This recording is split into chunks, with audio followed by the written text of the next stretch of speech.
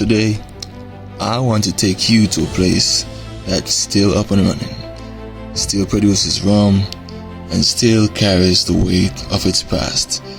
That place is Worthy Park Estate, located in the valley of Louitas Vale in St. John's Parish, which is part of present-day St. Catherine Parish, Jamaica. Founded in 1670, Worthy Park is one of the oldest and most well-documented sugar plantations in the Caribbean. Because of the detailed records that were preserved, historians are able to see more than just numbers.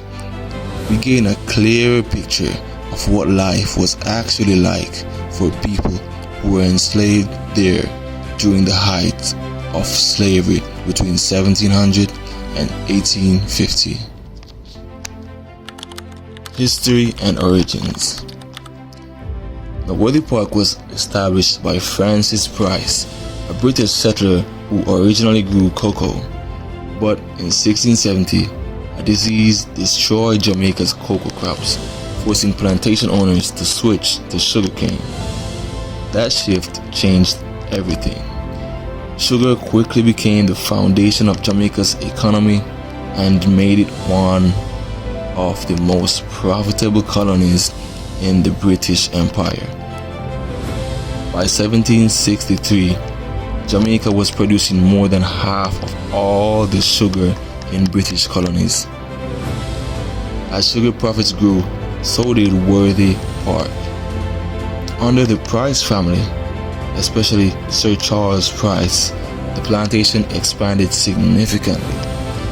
By the time he died in 1731, the estate held nearly 500 enslaved people. Most of the plantation's wealth didn't come from land or buildings. It came from the value placed on human lives. The sugar production system. Sugar production at Worthy Park was a complex and demanding process that relied entirely on forced labor. The work included clearing land, planting cane, cutting it during harvest, transporting it to the mill, crushing it for juice, boiling that juice in large vats, and finally drying it into sugar.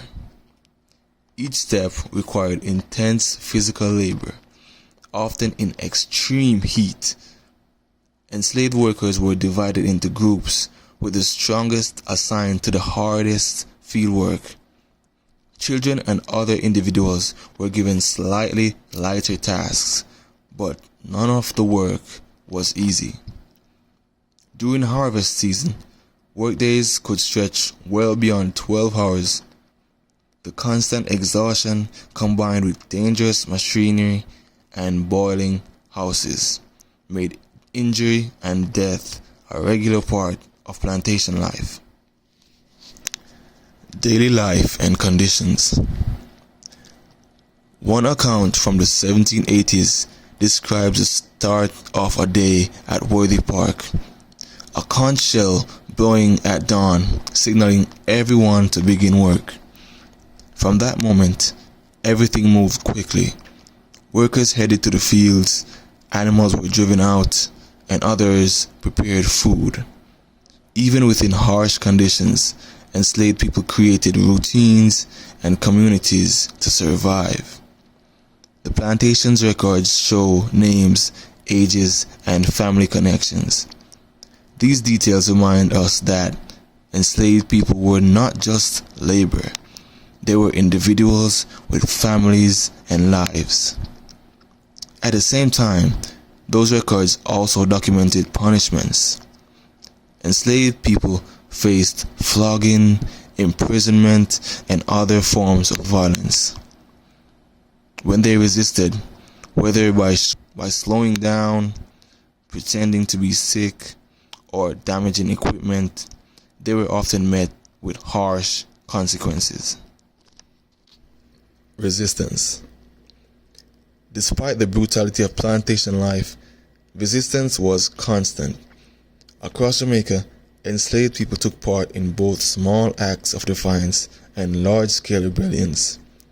Major uprisings like Tacky's War in 1760 and the Baptist War in 1831, led by Samuel Sharp, who is now one of Jamaica's national heroes, shook the entire island.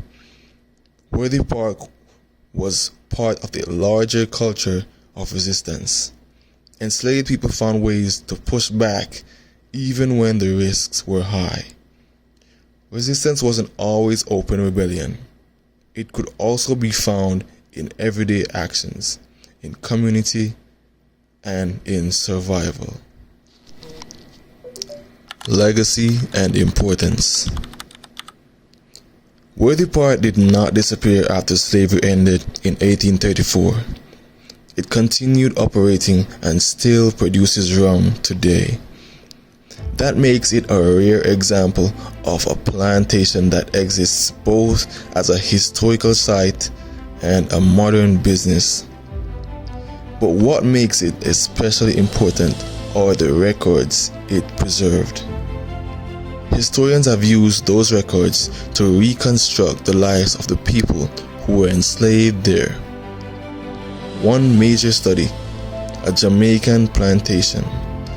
The History of Worthy Park 1670 to 1970 by Michael Creighton and James Walvin helped bring those stories to light.